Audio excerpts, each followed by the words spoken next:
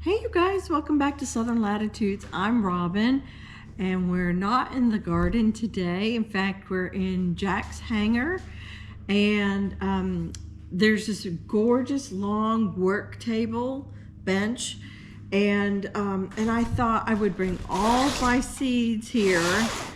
Well, at least most of them. There's a few more at home, but you know, I got a bunch of free ones from the library. I thought those need to be filed. I have my working box, but you know, I've started most all of my spring and even going into summer things. There's a couple of summer things that will need to stay out, but most everything can be filed back in one shape or another. And there's plenty of it. And then there's some I want to give away. So I have a bunch of butterfly pea and some other beans and squash and so forth, and I thought I want to set aside and give them back to the library as a gift for them also giving me seeds for free as well. Oh yeah, Buddy's here, just so you know. There's Buddy. He's here in the hangar. Jack's on the other side of his plane. So anyhow, it's a beautiful day out here. The temperature's just perfect. It's sunny out there, but it's so nice and cool inside here, and I'm kind of protected so it won't blow my seeds around. Then I thought we could talk about a couple other things. In fact, why don't we just talk about some of those other things that I made this list a while ago, because it was a list for myself really, because I was going through dehydrating a whole lot of things in the garden back when I did the parsley video and it was bolting. And I was like, I need to do this. I need to do this and this and this. So I write myself notes because I'm pretty much like ADD or ADHD. And I have to do it. Otherwise, I can squirrel like nobody's business. So anyhow, it made me think of things that I want to talk to you while I'm kind of doing mundane tasks. So anyhow, things that dehydrate, that can extend your season, but on a budget, and it also makes things more convenient in your kitchen when you go to cook. You know, it's romantic to think about running outside and chopping fresh parsley or broccoli or anything, basil, any of your herbs, or going and picking roselle, and I have all sorts of things here. But you know, the truth of it is, it takes time. When you're right in the middle of cooking, I like to have all my ingredients right there. And I don't want to be running here and they go, oh, you know, like 5 minutes into the recipe and something's about to burn on the stovetop and you got to run and finish it off with, you know, a sprinkle of green onions or something, right? So sometimes it's really nice, and a lot of times on Monday I'll go out and do a lot of harvesting and do a lot of chopping, and I'll put them in little bowls or canisters. Sometimes I have extra Chinese food soup canisters, and you know, I'll just put stuff there and it's ready to go. It's in the fridge, it's cool, or it's drying, or it's dehydrated. And then, you know, I'm in the middle of cooking and I go, what can I add to this? Make it colorful, make it more delicious, give it another depth of flavor. And so, you know, that's when this saves your meals, and it gives that extra flavor, you know, to the whole reason why we garden, right, is to have better food and more dense food, not just more calories, but the calories are not empty calories and like fats and greases and whatever empty calories are to you, sugary and stuff like that. Instead, these have high nutrition. You're going to get the most of your vitamins, your minerals, your whatever you need out of your vegetables and fruits. So anyhow, I got off on a tangent there. So the things that I was just looking around in my garden that I had, this was like 2-3 weeks ago I made this. Things I needed to dehydrate to extend my season and help my budget, you know, as well, because it's expensive to buy herbs in the store as well at this point.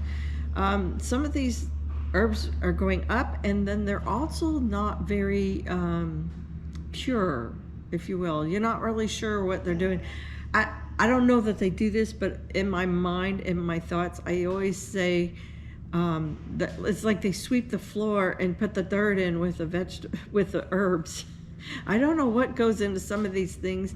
There's been research articles and videos that they're not always pure. And I can just tell you from my own anecdotal testimony that when I have store oregano, I get hallucinating wild nightmare dreams.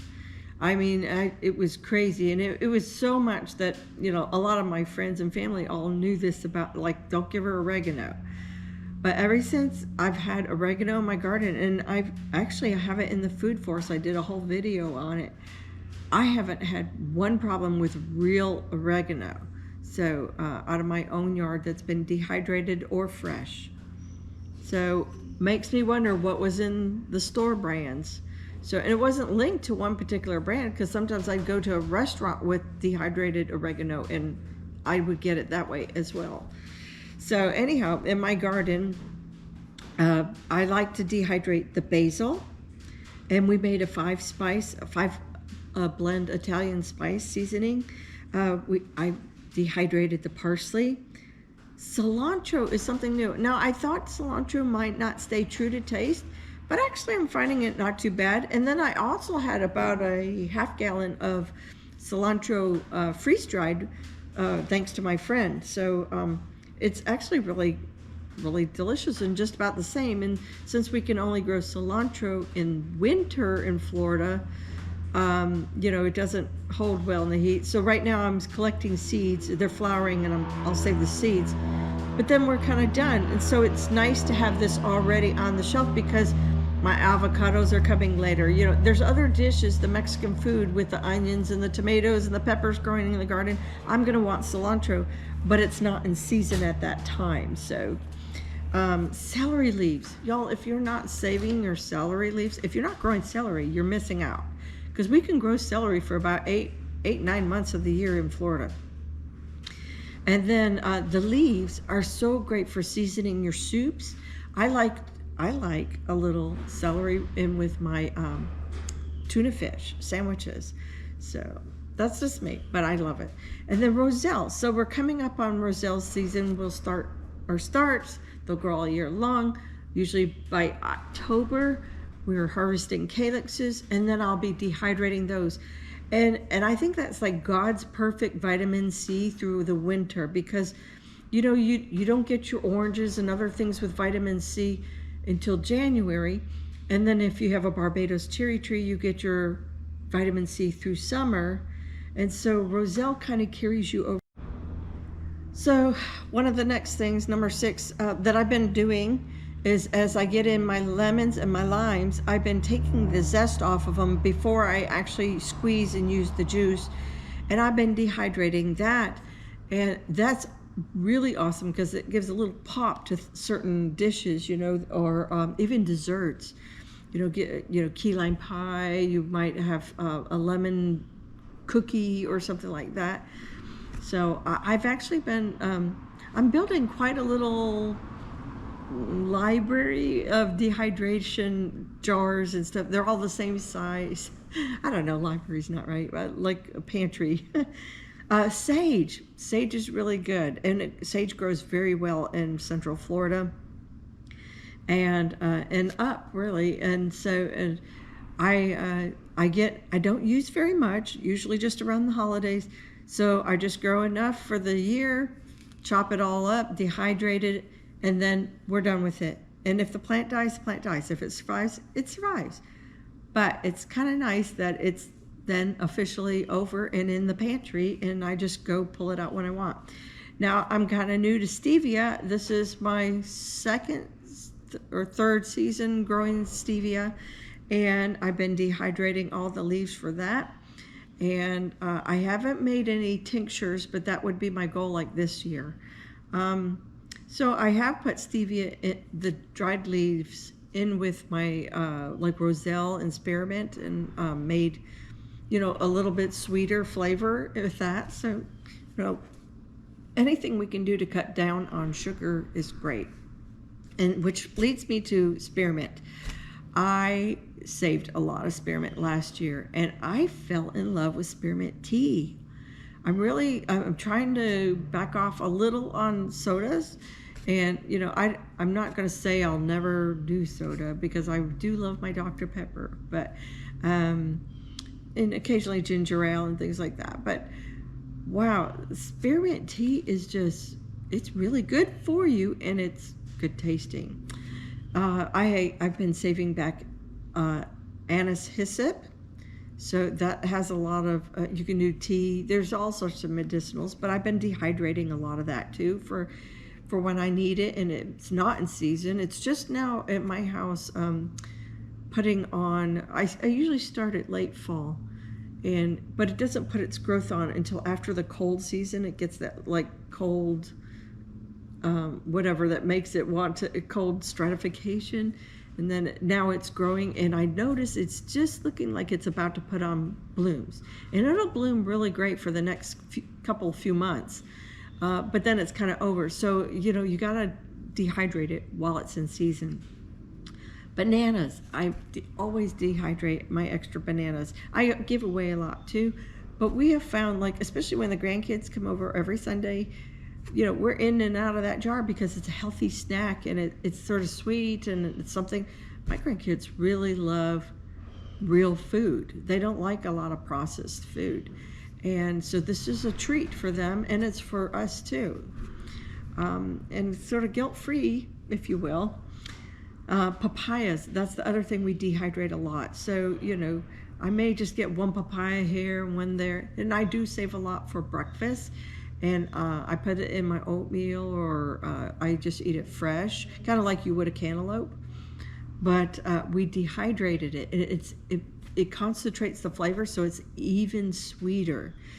And boy, when I get that mid-afternoon, like craving for something super sweet, papaya is really nice. And I think it's also very good for like stomach ailments, if I remember right, if you have an upset stomach. So, do your research on that. But I think papaya's got a lot of great benefits to it. But for us, it's mostly just a snack. Then bay leaf. I have a bay laurel tree in my smoothie garden. And, that's another thing. It's actually good dried for like in beans and soups and things like that. Sauces. Stews. Did I say stews? No. So anyhow, I pick it, clean it, and then I let it air dry on the counter, and and then it's ready for usually in fall cooking. But I mean, you may make your soups at any time of the year or whatever, or your beans any time of the year. But for us, we tend to eat a lot of dried beans in the fall. Airplane. One thing going really great right now is dill. And so I don't use a lot of dried dill in the house or the cooking, but I do take enough just to have it for the year. Mostly I use dill for chopping the heads, and I put the heads in the freezer, the flowers and the blooms, for pickles and things of that nature. We leave a lot of it to be a host plant for butterflies. But I will snag several branches of it and dehydrate that, and then that becomes an easy spice in the house. Maybe you're making some deviled eggs or something, and just want to put a little bit of dill on top for just that little extra kick. It's fantastic. And then, of course, everybody should know about turmeric and ginger. You should be growing those. Those are super easy. You put them in right now in the spring, and just let them grow all summer and into fall. When the tops die back, that's when you snag them. Anytime in the winter, you snag them, clean them off, dry them, chop them, dehydrate them, grind them however you want. And then I love turmeric tea. I love ginger with my turmeric tea. Any of those are super great for inflammation and colds and whatnots. So, and then this doesn't get talked about enough. This is number 16 on my list. Tomato skins. So when you are making your tomato sauces, and that will be sometime this summer or over, anytime right now. It just depends on when you grow them in your season. But for me, I put back a lot of my tomato sauce tomatoes in the freezer, and then once the season's all over and the garden is calmed down, that's when I can my tomatoes. And I have a tomato mill, and that sort of sifts the seeds and the skins out from the paste and the juices. And so then you have all this pulp, if you will, and you can give it to your livestock. You can give it to chickens and pigs and whatever else. Maybe, I don't know about cattle or sheep, but those ruminants and four stomachs, I'm not sure. But anyhow, my chickens have enjoyed some tomato skins, but it's great to put it in your dehydrator and then grind it, and then you have tomato powder.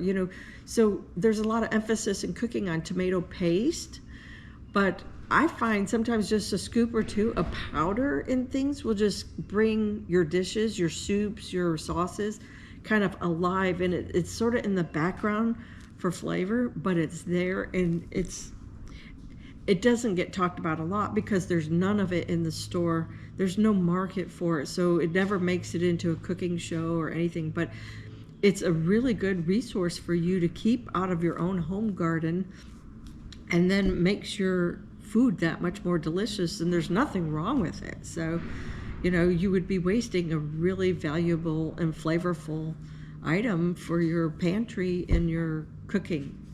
So you guys, I'm going to go ahead and sort out all of my seeds and do what I've got to do today while we're just having a quiet afternoon in the hangar. And I hope you found this information useful and that you got something out of it. So you guys take care, God bless, and we'll see you in the next one. Bye-bye.